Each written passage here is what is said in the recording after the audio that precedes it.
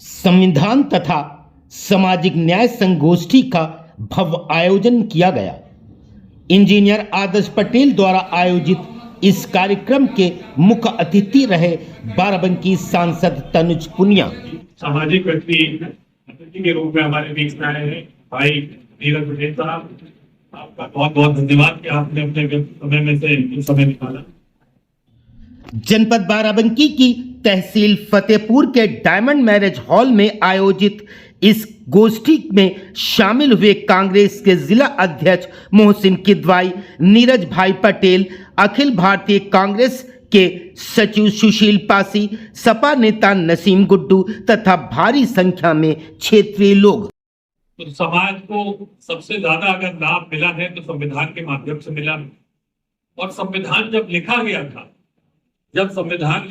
था, बाबा साहब ने अपने अंतिम भाषण में यह कहा था कि अगर कांग्रेस पार्टी ना होती तो शायद ये संविधान ना बन पाता, और अगर कांग्रेस पार्टी संविधान को बनाने का श्रेय लेना चाहे तो इसमें कोई गलत बात नहीं। ये लिखा पढ़ी में है, किताबों में लिखा हुआ है, बाबा साहब के स्वयं के शब्द हैं। लेकिन उसके बाद भी कांग्रेस पार्टी ने कभी संविधान बनाने का श्रेय नहीं, क्योंकि सबसे ज्यादा योगदान बाबा साहब भीमराव अम्बेडकर का था, तो पूरा श्रेय बाबा साहब के नाम। और हम लोग भी आज बाबा साहब को इस तरह से पूछते हैं जिन्होंने संविधान लिखा। कांग्रेस पार्टी ने पूरा मौका दिया। बाबा साहब ने ही कहा था कि मुझे लगा कि मुझे सामान्य सदस्य के रूप में यहाँ आमंत्रित किया गया है संविधान सभा में, लेकिन यहाँ आके पता चला कि मुझे ड्राफ्टिंग कमेटी का चेयरमैन के रूप में यहाँ पे नियुक्त किया जा रहा है। तो इनका भी उन्होंने धन्यवाद दिया। और उस समय पंडित जवाहरलाल नेहरू, सरदार पटेल, शास्त्री जी, मौलाना आजाद, ये सब सारे नेता थे। माना जाता है कि सबसे अच्छा और सबसे लंबा लिखित संविधान अगर कहीं का है तो वो भारत का संविधान है। 1951 में जब पहली बार मद्रास में आरक्षण दिया, शिक्षा में आरक्षण दिया, नौकरी में आरक्षण दिया,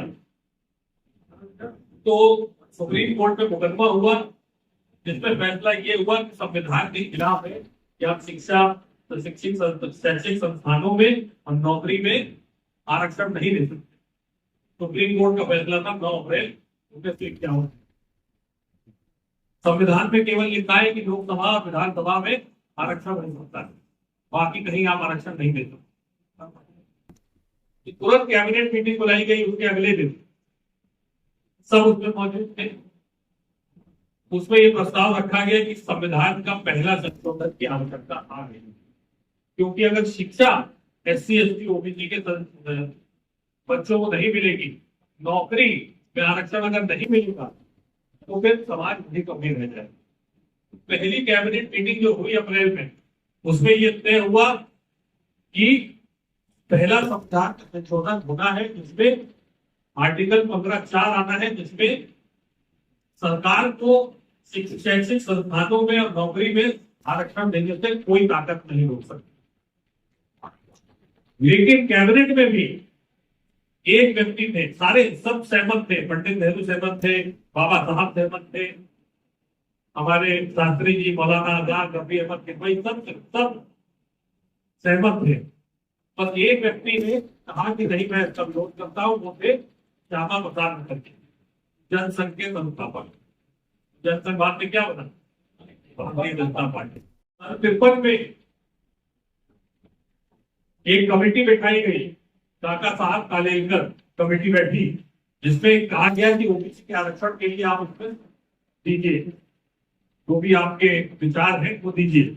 हमारे बीच में राष्ट्रीय सचिव और हमारे बड़े भाई आदरणीय सुशील पासी जी मौजूद है, आ गए हैं। आपका बहुत बहुत स्वागत है। लोग आप तालियों से एक बार स्वागत करिए।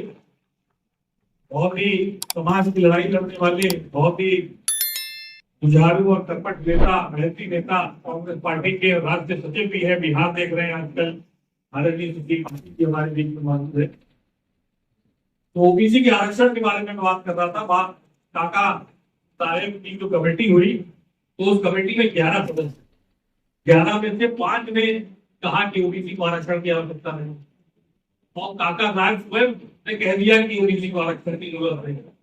और जब वो कमेटी की रिकमेंडेशन दे करके और दी गई राष्ट्रपति को, तो जवाहरलाल नेहरू ने कहा कि भैया हम क्या कर सकते, तो एक कानून बनाया गया उन्होंने कि राज्य चाहे तो अपने राज्य में ओबीसी को आरक्षण दे सकते हैं।